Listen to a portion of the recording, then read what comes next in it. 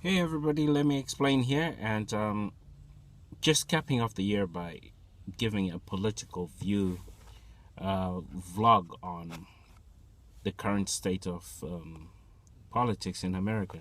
So I've been here for 4 years and I'm from Southern Africa, and to be honest with you, the politics here has been extremely interesting to me.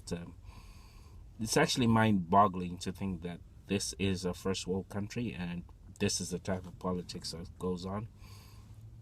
Now, the election of Donald Trump is something that's been really of interest to me. I disagree with a lot of his how can I put it?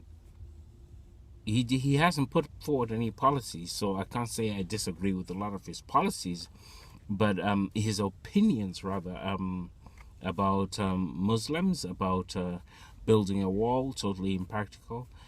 But what really got me is after he won the election, on his victory lap, or on his thank you tours, whatever you call them, he is actually mocking the political system, the key phrases he used, like drain the swamp. If you watch some of the videos of analysts looking at that, Trevor Noah, for example, on The Daily Show, highlights this pretty good.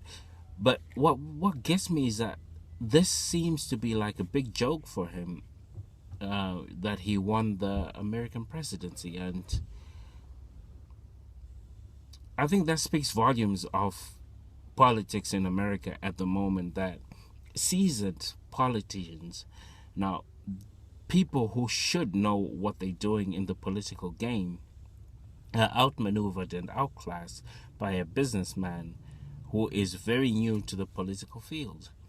Now, I'm not saying Donald Trump has got no credit to himself for how to run things and how to make things work for himself, but the fact that Hillary, for example, has been in politics for a very long time, has got great advisors, but she lost to somebody the world did not even think had the capacity to win the election. So, in my view, it's one of two things. Either Americans are totally um, pissed off with the current state of affairs and totally want to overturn things and start afresh, as it were, or the game runs deeper. Who is Donald Trump? If he was up against such a strong political machinery, then how did he bypass that system? We're talking about a political machinery that goes way back.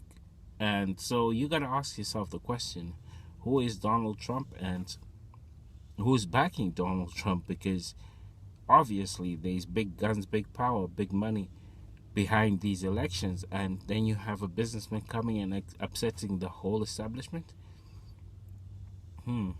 Rather interesting.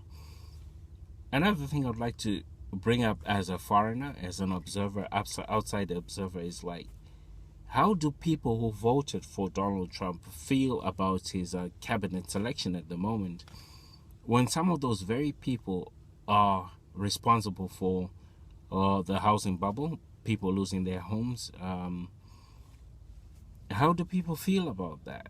It looks like a total betrayal to me. Like, you said you're going to drain the swamp. Of course, you might not have meant it, but this is going to be an interesting 4 years, if at all it gets to 4 years.